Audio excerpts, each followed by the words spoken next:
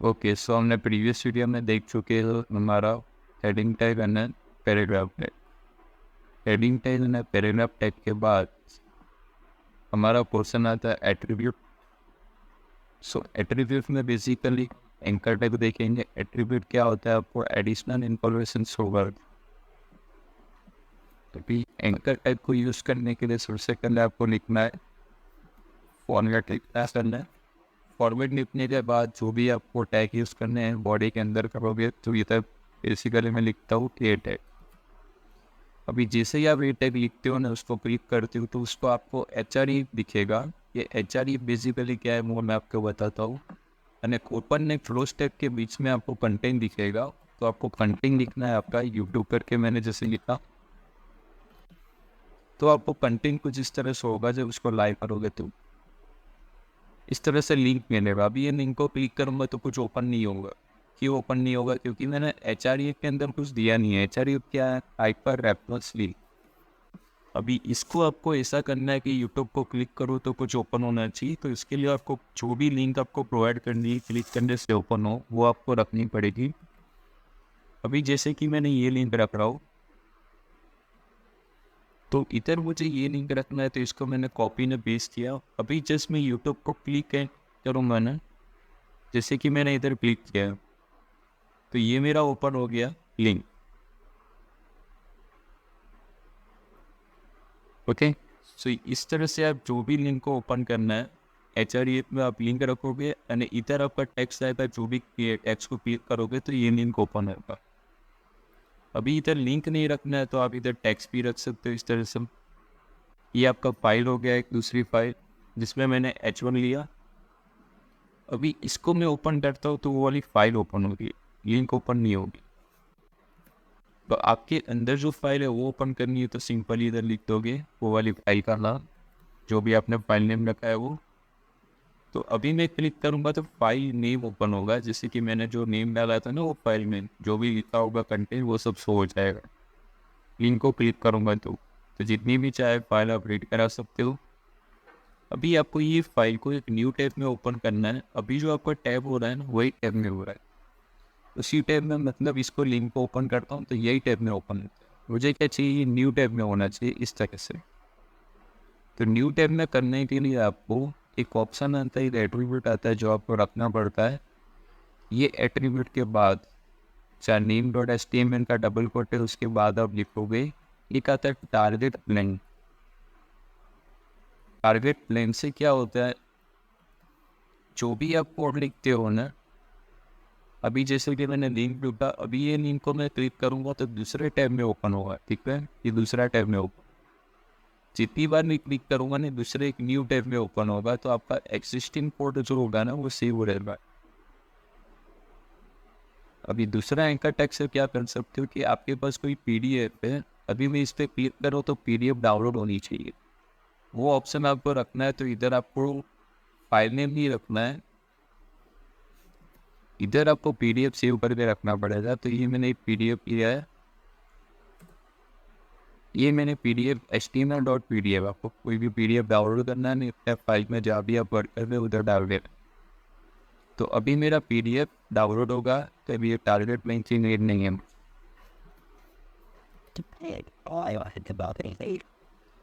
तो अभी मैं क्या करता हूँ, इसको क्लिक करूँगा ना तो PDF मेरा ओपन हुआ, डाउनलोड नहीं हुआ। सो डाउनलोड के लिए आपको एक एट्रीब्यूट डालना पड़ता है इधर, डाउनलोड। तो जब भी क्लिक करोगे आपके फाइल में तुरंत डाउनलोड हो जाएगा ना। डाउनलोड किस नाम से होगा वो आप एडवांस में लिख सकते हो। तो अभी मैं इसको क्लिक करूँगा ना तो मेरा PDF डाउनलोड हो गया CSS के नाम से, आपको दिख रहा हो। ठीक है, अगर डाउनलोड नहीं लिखते तो वेबसाइट के अंदर ही ओपन होगा PDF। तो ये हुआ आपका एंकर टैग का यूज़, जो भी आपको यूज़ करना है एंकर टैग में। एक तो डाउनलोड कर सकते हो, एक लिंक ओपन कर सकते हो, इंटरनेट में कर सकते हो, एंड आपका जो भी फाइल पड़ा है VS कोड में उसको भी ओपन कर सकते हो। दूसरा अपन नीचे देखते हैं इमेज टैग। तो इसको रन करके चेकआउट करोगे तो आपको इधर इमेज दिखाओ देगा। इमेज जो भी आपको वेब पेज में शो करना है वो इमेज कैसे शो है। इमेज शो करने के लिए कुछ नहीं करना है, आपको खाली IMG टैग लिखना है। IMG तक जैसे लिखोगे ना तो इधर आपको सोर्स मिलेगा ना अल्टरनेटिव मिलेगा। जैसे आपने ए टैग लिखा था तो आपको HRA मिला था। अब ये सोर्स ने अल्टरनेटिव क्या होता है, इधर आपको क्लोजिंग टैग नहीं मिलेगा, जो भी आपको क्लोजिंग टैग मिलता था पहले। इमेज ने अल्टरनेटिव मीन सोर्स ने अल्टरनेटिव क्या है, तो इमेज का तो मेन सोर्स होता है। अब ये सोर्स में आप क्या प्रोवाइड कर सकते हो, तो इमेज का लिंक प्रोवाइड कर सकते हो, जो भी आपको इमेज दिखानी है। सपोज ये इमेज दिखानी है तो इसको क्लिक करो right click and open image in new tab. Image को राइट क्लिक करके open image in new tab करोगे तो आपको एक लिंक मिलेगा। ये लिंक को कॉपी करोगे मैं सोर्स के अंदर डालोगे, यानी कॉपी करके सेव करके मैं रन करता हूँ तो ये आपको इमेज का दिखाई देगा। इमेज बहुत बड़ा है इसलिए आपको इस तरह से दिखाई दे रहा।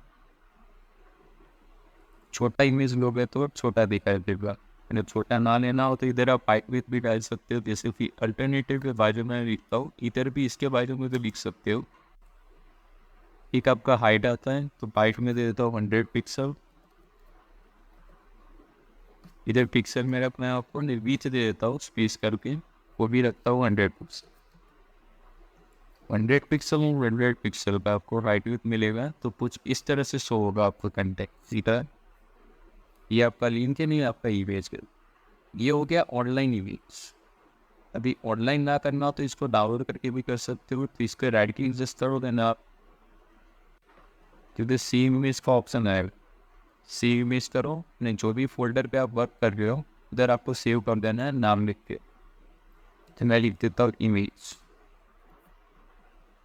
अभी इमेज मेरा सेव हो गया, इधर आपको दिखाई दे। अभी आपका लोकली सेव है तो आपको लिंक रखने की ज़रूरत नहीं है।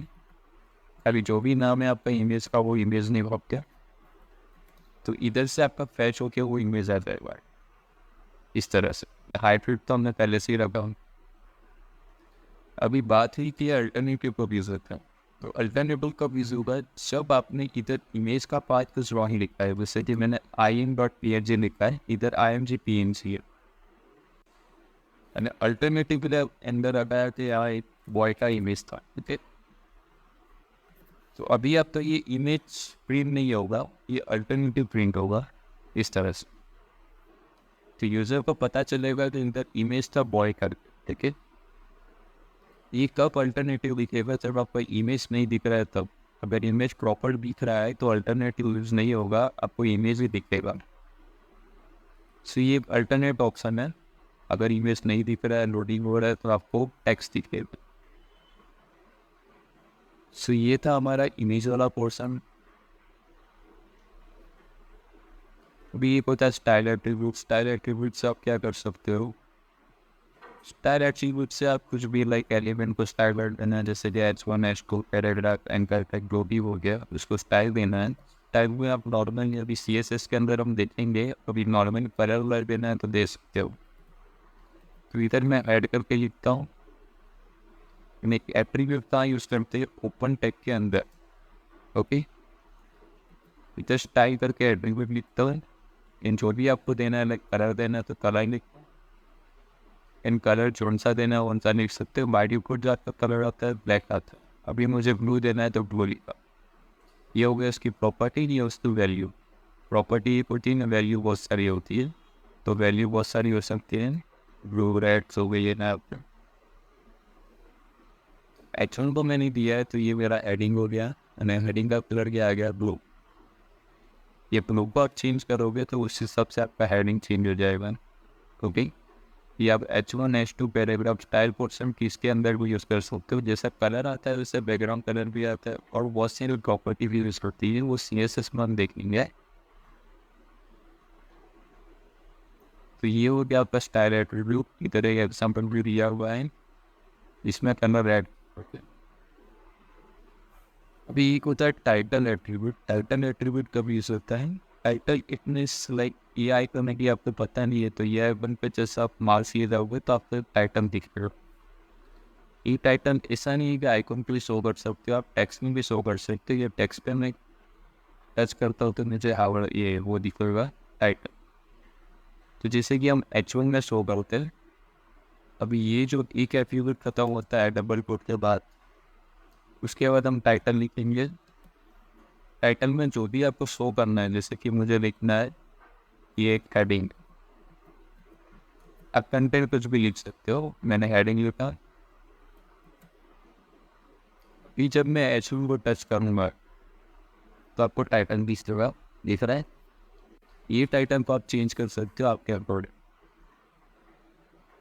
सो ये आपका हो गया टाइटल एट्रीब्यूट, जिसको आप इमेज पे, एंकर टैग पे, H2 पे, पैराग्राफ पे जहाँ भी यूज करना है कर सकते हो। इधर मैंने लिया H2 ने पैराग्राफ, इसको अगर मैं रन करके चेक कर बताऊँ तो इधर आपको दिखेगा। ये आपका हो गया H2 और ये आपका हो गया पैराग्राफ। ओके,